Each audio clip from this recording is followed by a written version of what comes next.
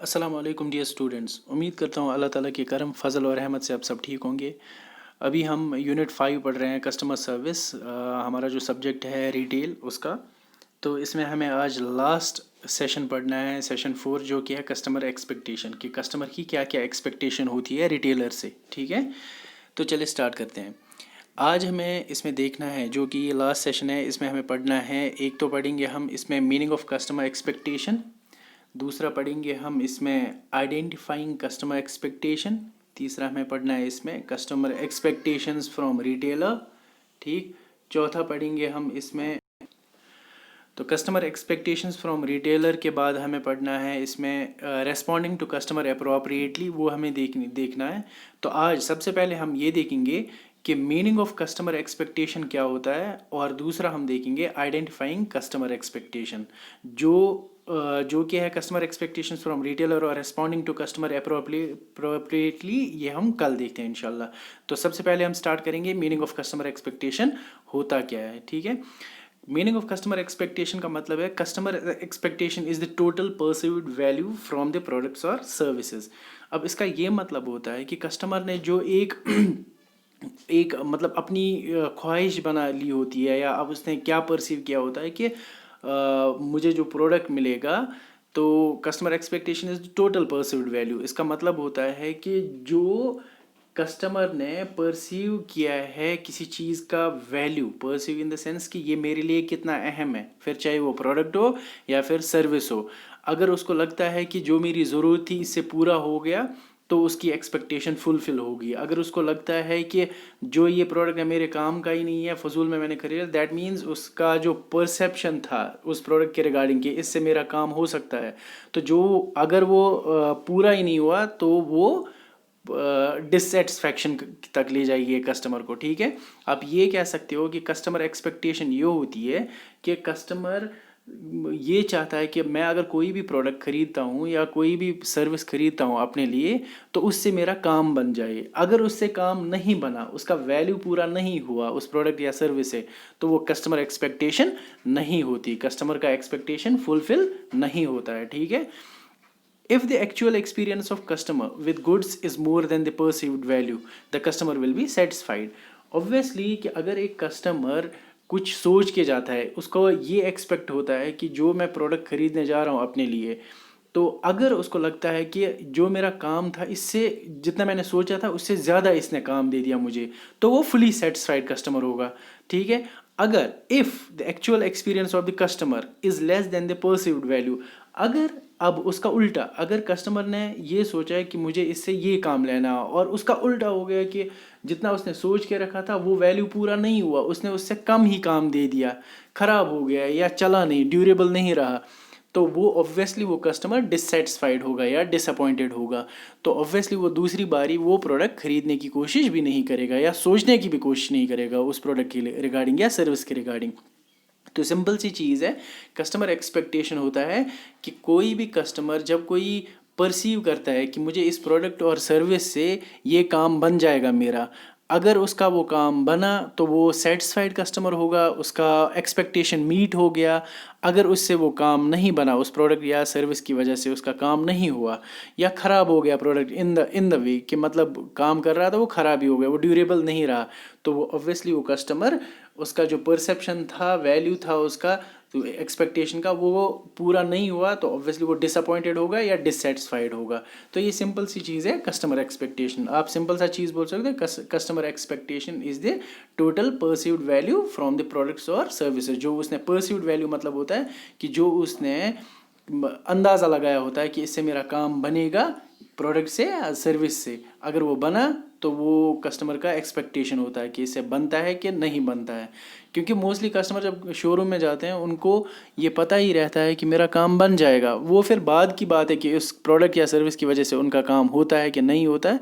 हुआ तो बहुत बेहतरीन, सेटिस्फाइड होगा कस्टमर, नहीं हुआ तो अनसेटिस्फाइड होगा या डिससेटिस्फाइड होगा कस्टमर, डिसअपॉइंटेड होगा। ठीक है, तो इसके बाद आइडेंटिफाइंग कस्टमर एक्सपेक्टेशन, हम कस्टमर की एक्सपेक्टेशन को कैसे आइडेंटिफाई कर सकते हैं, हमें कैसे पता चलेगा कि कस्टमर का जो भी एक्सपेक्टेशन है, नीड तो है, उसकी ज़रूरत है, कि अब ये एक्सपेक्टेशन उसकी फुलफ़िल हो जाएगी हमसे कि नहीं होगी, वो कैसे पता चलेगा। ठीक, तो इसके बाद क्या होगा, customer expectations are increasing day by day in the modern times. Obviously आजकल क्या होता है कि विद द टाइम जो हर हर एक जगह चेंज हो रहा है, टेक्नोलॉजी में चेंज हो रही है, तो कस्टमर की नॉलेज बढ़ रही है विद रेस्पेक्ट टू प्रोडक्ट्स या सर्विस के रिगार्डिंग। अब उनको भी पता है कि हमारी एक्सपेक्टेशन है वो बढ़ती जा रही है, नीड्स बढ़ती जा रही है, ठीक है। If the retailer is unable to fulfill the customer expectations, their existence will not stand for longer and their reputation will be tarnished. तो अगर एक रिटेलर कस्टमर की एक्सपेक्टेशन फुलफिल नहीं कर पाता किसी भी सूरत में, तो ऑब्वियसली वो लॉन्ग टर्म के लिए मार्केट में नहीं टिक सकता, वो बिज़नेस नहीं कर पाएगा और ऑब्वियसली उसका रेपुटेशन भी ख़त्म हो जाएगा, टार्निश हो जाएगा। वो जैसे ही ख़त्म हो जाएगा वो कहीं और बिज़नेस सेटल डाउन नहीं कर सकता, उसका एक मॉरल लेवल भी वो गिर जाएगा। तो सबसे पहले हमें क्या देखना है इसमें कि कस्टमर की एक्सपेक्टेशन, नीड तो ज़रूरी है, कस्टमर की नीड जान ली, अब उसकी एक्सपेक्टेशन पूरी होनी चाहिए, ठीक है, कि उसके काम बनने चाहिए उससे, कि उसने जिस काम के लिए लिया होगा प्रोडक्ट या सर्विस वो काम उससे होना चाहिए। ये नहीं कि मैंने उसकी नीड जान ली कि इसको ये लैपटॉप की ज़रूरत है, फिर मैंने उसको लैपटॉप दे दिया, फिर उसका एक्सपेक्टेशन पूरा नहीं हुआ कि यार इससे तो मेरा काम ही नहीं हो रहा, दैट मीन्स वो डिससेटिस्फाइड होगा, वो आपके पास फिर ना आएगा और ना वो प्रोडक्ट लेने की कोशिश भी करेगा कभी भी, ठीक है। The customer expectations change with the time and customer needs. Obviously ये हर एक जगह पता है कि जो कस्टमर की एक्सपेक्टेशन हो रही है ये चेंज होता है विद टाइम, क्योंकि पहले हम नोकिया 1110 यूज़ करते थे, आज स्मार्टफोन्स है, तो विद टाइम ये चेंज होता गया और हर एक की एक्सपेक्टेशन बढ़ती जा रही है कि मेरे से ये काम होना चाहिए, इस मोबाइल से, इस लैपटॉप से मेरा ये काम बनना चाहिए। अगर ये नहीं हुआ तो ऑब्वियसली कस्टमर डिससेटिस्फाइड होगा। एंड कस्टमर नीड्स, तो जो ये कस्टमर एक्सपेक्टेशन है मेनली कस्टमर नीड्स की वजह से और टाइम की वजह से चेंज होती जा रही है। अब हम कैसे इनको पहचानें, कस्टमर एक्सपेक्टेशन को कैसे आइडेंटिफाई करें, तो उसके लिए कुछ मोड्स दिए गए हैं। सबसे पहले हमें क्या करना चाहिए, रिटेलर को कॉन्सेप्ट मीट्स रियलिटी। इसका क्या मतलब होता है कि एवरी कस्टमर वांट्स हिज और her expectations to meet with reality, कि जो भी कस्टमर होता है, ये कोई भी कस्टमर, क्योंकि बीइंग रिटेलर आप भी किसी के कस्टमर हो, तो आपको ये पता होना चाहिए कि जब मैं किसी शोरूम में जाता हूँ तो मैं किसी एक्सपेक्टेशन के साथ जाता हूँ कि मेरा ये काम बन जाना चाहिए इस प्रोडक्ट से, तो वो एक्सपेक्टेशन जो होती है वो रियलिटी के साथ मीट होनी चाहिए, तभी हम ये कह सकते हैं कि कस्टमर का एक्सपेक्टेशन फुलफ़िल हो गया। तो जो कि मान लो मैंने कोई प्रोडक्ट ले लिया, अब मेरी एक्सपेक्टेशन थी कि इससे मेरा ये, मान लो मैंने प्रिंटर ले लिया, मुझे ये एक्सपेक्टेशन थी कि ये 1 मिनट में 100 पेजेस प्रिंट आउट निकालेगा, ये मेरी एक्सपेक्टेशन थी इस प्रिंटर से। और वो प्रिंटर ने क्या किया, उसने 1 मिनट में 100 पेजेस नहीं, उसने 1 मिनट में 110 पेजेस प्रिंट आउट किए। दैट मीन्स मेरी एक्सपेक्टेशन तो फुलफिल हुई रियलिटी के साथ, जो एक्सपेक्टेशन थी वो रियलिटी के साथ मीट हुई। और दूसरा, और मैं फुली सेटिस्फाइड हो गया, मैंने 100 पेजेस का सोचा था बट इसने मुझे 110 पेज प्रिंट आउट निकाल के दे दिए। तो ऑब्वियसली मेरा जो कॉन्सेप्ट था, जो मेरा एक्सपेक्टेशन था, वो मीट हो गया रियलिटी के साथ, ठीक है। इस चीज़ का ध्यान रखना है। तो ये कैसे होगा कि जब कोई भी कस्टमर आता है, उसकी नीड आपने जान ली, उसको जेन्युइन प्रोडक्ट दो जो उसका काम बनाए, जो उसका काम करे ईजिली। उसको धोखा नहीं लगना चाहिए कि उसकी एक्सपेक्टेशन थी, उसने बोला कि मुझे ये चाहिए, ये होगा, फिर आप बोलो हाँ हाँ सर हो जाएगा हो जाएगा, बट फिर नहीं हुआ, तो उसका रियलिटी के साथ फिर मीट नहीं हुआ उसका एक्सपेक्टेशन का, तो ऑब्वियसली वो डिससेटिस्फाइड होगा फिर, ठीक है। ये हमें ध्यान में रखना है, रिटेलर को ध्यान में रखना है। ये कन्वर्सेशन विद कस्टमर्स, जब आप कन्वर्सेशन बातचीत करोगे कस्टमर के साथ, जिस तरह हम नीड के टाइम पे जब कस्टमर की नीड जानने की कोशिश करते हैं तो उस वक्त हम कन्वर्सेशन करते हैं ना, तो यहाँ भी वही कन्वर्सेशन है।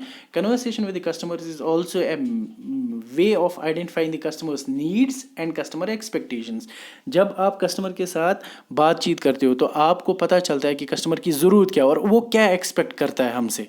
तो ये ज़रूरी है कि आपको कस्टमर के साथ अच्छे से बातचीत करनी चाहिए, ताकि आपको उसकी नीड भी पता चले और वो क्या एक्सपेक्ट करता है वो भी आपको पता चले, ठीक है।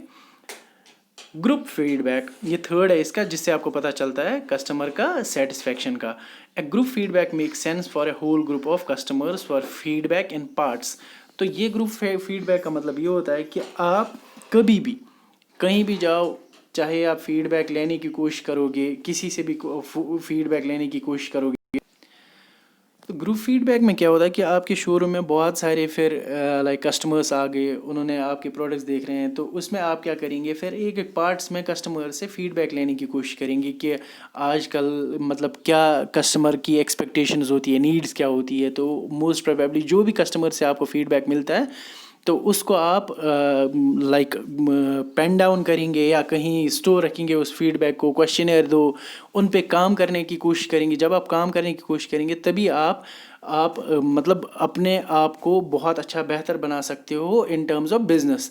क्योंकि आप जब कस्टमर को समझते हो उसकी ज़रूरत क्या है, उसकी नीड क्या है, तभी आप आगे जाके वो बिज़नेस लॉन्ग रन पे चला सकते हो और बहुत ही सक्सेसफुली उस बिज़नेस को रन कर सकते हो। ठीक है, दैट मीन्स कभी भी आपको फीडबैक चाहिए तो कस्टमर से डायरेक्टली फीडबैक लो, पार्ट्स में लो, अलग अलग कस्टमर्स अलग अलग फीडबैक्स देंगे ताकि आपको पता चले कि कस्टमर्स क्या चाहते हैं आजकल, उनकी एक्सपेक्टेशंस क्या रहती है आजकल। ठीक है, इसके बाद इसके बाद गेन इनसाइट्स फ्रॉम कम्युनिटी। आपको कम्युनिटी से जानकारी हासिल करनी चाहिए कि कम्युनिटी में क्या चल रहा है आजकल। To know the customers expectation, अगर आपको कस्टमर की एक्सपेक्टेशन जाननी है, community is the best source. सिर्फ कम्युनिटी एक ऐसी बेस्ट सोर्स है जहां आपका बिजनेस चल रहा है, वो लोकलाइज करो वो एरिया, वहाँ के लोगों को जानने की कोशिश करो कि यहाँ क्या चल रहा है। तो ये बेस्ट सोर्स होता है जहाँ आप कस्टमर की एक्सपेक्टेशन जानने की कोशिश करोगे। Many people use social media. Obviously बहुत सारे लोग सोशल मीडिया यूज़ करते हैं, चाहे फिर व्हाट्सएप हो, फेसबुक हो, ट्विटर हो या फिर इंस्टाग्राम हो। तो बहुत सारे लोग हैं जो कि सोशल मीडिया को यूज़ कर रहे हैं, where they speak freely and openly. और वो वहाँ अपने मन से जो भी जिसको बात बोलनी होती है वो अपने टाइमलाइन पे डालता है कि मैं ये चाहता हूँ, ये हो मार्केट में, ये चीज़ें हो, या अपने मन की कोई भी बात उसमें डाल लेता है। तो उसके बाद retailers take the feedback from there and identify the customer expectation. जिस तरह इससे पहले जो हमने देखा ग्रुप फीडबैक, उसमें हम डायरेक्टली इंटरेक्ट करते हैं कस्टमर्स के पार्ट्स में कि आप क्या चाहते हो, आपका एक्सपेक्टेशन क्या रहता है मोस्टली। यहाँ हम कम्युनिटी से भी ऐसे जान सकते हैं कि आप सोशल मीडिया साइट्स पे गए, मार्केटिंग साइट्स पे गए या कहीं कम्युनिटी में गए कि लोगों की आजकल क्या चाह है, लोग किस चीज़ को फॉलो करते हैं, क्या क्या फैशन को फॉलो करते हैं, क्या क्या उनकी एक्सपेक्टेशंस होती है आजकल। वहाँ से आप सारा कुछ डिटेल निकाल सकते हो जहाँ से आपको पता चल सकता है कस्टमर की एक्सपेक्टेशन क्या है। अगर रिटेलर्स ऐसा रिसर्च एंड डेवलपमेंट करते हैं तो ऑब्वियसली वो बहुत ज़्यादा तरक्की पे जाएंगे, उनका बिजनेस लॉन्ग रन पे जाएगा। हमेशा अगर हम कस्टमर ओरिएंटेड रहेंगे कि कस्टमर एक्चुअल में क्या चाहता है, उसकी एक्सपेक्टेशन को कैसे हम फुलफिल करेंगे, जब हम कस्टमर के बारे में सोचेंगे ना तो उसका फ़ायदा पता है हमारे पास कैसे आएगा। इन रिटर्न उसका फ़ायदा हमारे पास कस्टमर बहुत ज़्यादा आ जाएंगे।